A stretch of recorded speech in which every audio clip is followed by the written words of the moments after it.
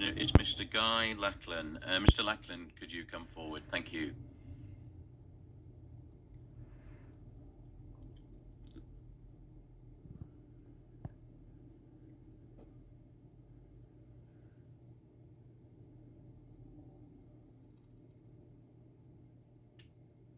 So, Mr. Lachlan, so you have 2 minutes to ask you a question. Thank you.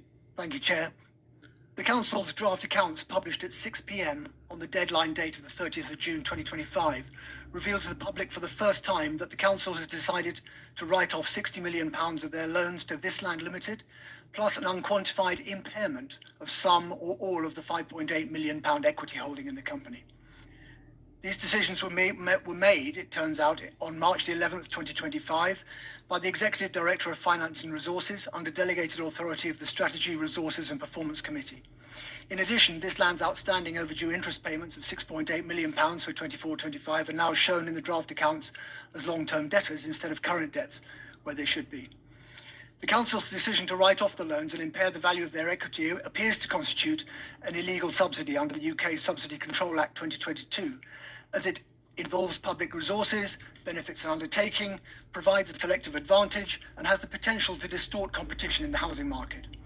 The ongoing secrecy around the decisions, the lack of transparent business case or restructuring plan, and the history of governance failures suggest that the Council may not have conducted a proper market economy operator principle assessment or followed subsidy control procedures, and that successive decisions are being driven by non-commercial motives rather than market-based reasoning. Previous reasoning to keep information confidential on the basis of commercial sensitivity clearly do not now apply, as no competitor has access to the bottomless largesse of the Council. Please could the Council commit to publishing a detailed justification of its March 2025 decisions, including a financial analysis showing that the write-off and impairment reflect market conditions, and thereby demonstrate to Cambridgeshire residents that there is evidence of compliance with legally binding subsidy control notification requirements. Thank you. Thank you very much, Mr. Lachlan. So, Councillor Nsinga, could you respond, please? Thank you. I would like to start by assuring our council taxpayers that over the lifetime of the loans to the company, the County Council will have received more money back than it loaned. I would also like to clarify that this is a restructuring of the current funding package rather than a loan write-off. Although I can say that we do not expect all of the converted £59 million to be repaid, we are working hard to explore ways to reduce the impact and to make sure that the maximum amount is repaid. The issue lies with the way in which the original loans were structured, which was unusual for the local government sector and would be unheard of for any other company. The significant interest was charged from day one on all of the assets, instead of on a plot-by-plot and delivery of planning and infrastructure. And it means that the Council has received significantly more interest up front, disadvantaging the cash flow of the company. It benefited the Council through providing income that it was losing following sustained government cuts to our funding. Then came the pandemic and the economic crisis, which meant that site progression on the sale and costs rose. Site progression was delayed and sales and costs rose. And that is what has caused the company's cash flow risk.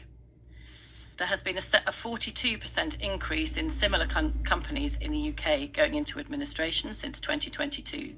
So the fact that we have today a wholly owned company that is still working tirelessly to bring high quality homes, including affordable homes, forward is encouraging. Turning to your specific points, firstly, we have been transparent in our reporting at various stages in 2024 and 25 about the delays and the risks to interest payments from the company in that year. The updated loan and funding structure means that this interest foregone in that year will be recovered in later years, and under accounting rules, we are correct to class that as a long-term debt. Councillor Nessing, it beyond time, but I know it's an important topic. Do you want me to pause and Councillor Lachlan? Please wrap up as soon as you could. Thank you. But please continue. I just will cover the subsidy point.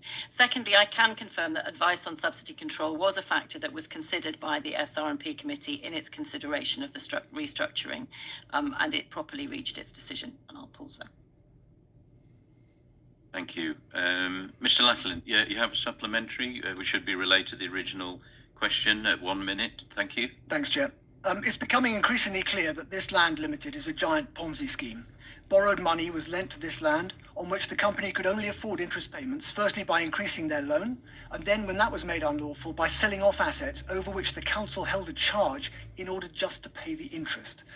The write-off, decided in secret at the Strategy and Resources meeting, appears to have been deliberately withheld from the public before the election, lest it revealed the level of disaster facing the council. The way the loan has been converted to a grant does not align with accounting practices and has not been scrutinised by councillors nor shared with your shareholders, the electorate of Cambridgeshire. Councillors, you're being kept in the dark on the severity of this issue.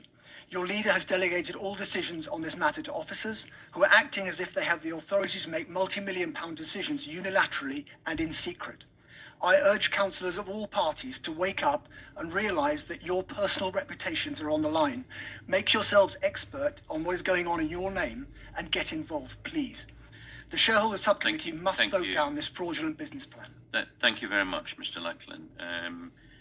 Councillor Nessinger, do you want to respond? Yes, I will respond. Thank you. And I'll respond by saying, firstly, that I would never have set up the company in the way it was set up in the first place. And it is certainly the case that opposition parties did not agree with the way this company was set up.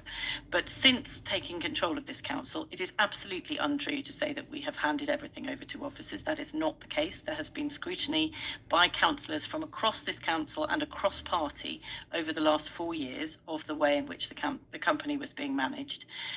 The company has always been managed, however dubiously it may have been originally set up, in order to provide the maximum benefit for the residents of Cambridgeshire. That may not always have been in the best interest of the company itself as a separate organisation, but it has always been managed in order to provide income to residents of Cambridgeshire, which has been spent providing services for residents of Cambridgeshire.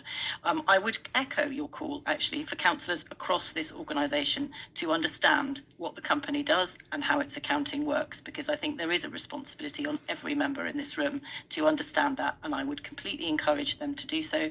And when they do so, they will understand how the company works and what it has been doing. Thank you. Thank you.